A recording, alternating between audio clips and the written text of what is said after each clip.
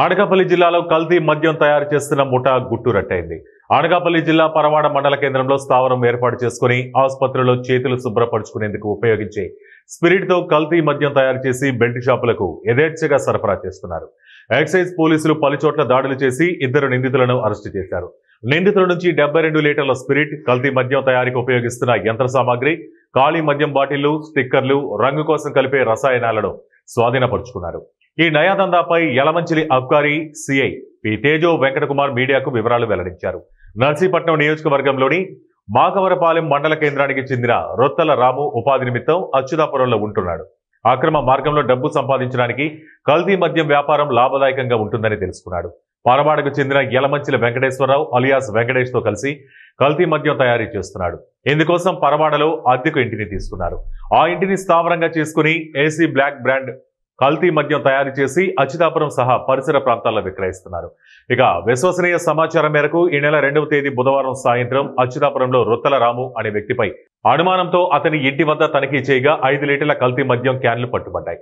తర్వాత అతన్ని విచారించగా పరవాడలో ఒక ఇంటిలో కల్తీ మద్యం తయారు చేస్తున్నట్టు తెలుసుకుని అక్కడికి వెళ్లిన ఎక్సైజ్ పోలీసులు స్పిరిట్ తో మద్యం తయారు చేస్తున్నట్లు గుర్తించారు. కల్తీ మద్యం తయారు చేస్తున్నారనే ఇన్ఫర్మేషన్ మేరకు మేము మా యొక్క సిబ్బంది అలాగే ఉన్నతాధికారుల ఆదేశాల మేరకు మేము నిఘా వేసాం. నిఘా వేస్తే ఒక వ్యక్తి మాకు దొరికాడు.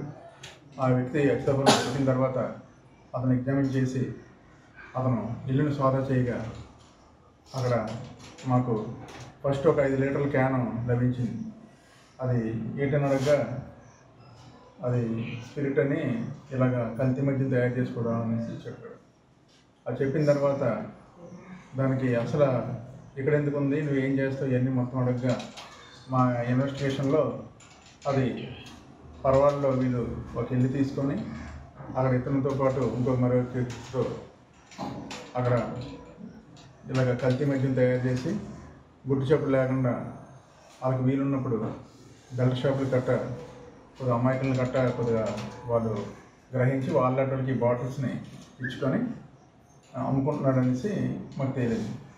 అది తేలిన తర్వాత మేము ఆ యొక్క దాని మీద మేము పరవాడ అక్కడున్న ఇన్స్పెక్టర్ వారికి పై వారికి తెలిపి మేము అక్కడికి వెళ్ళిన తర్వాత ఈ యొక్క ప్రాపర్టీని రికవరీ చేయడం జరిగింది.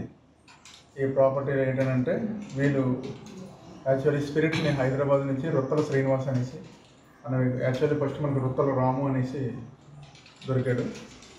ఆ రొత్తల రాముని ఇన్వెస్టిగేట్ చేయగా యలమంచిలి వెంకటేష్ అని చెప్పారు.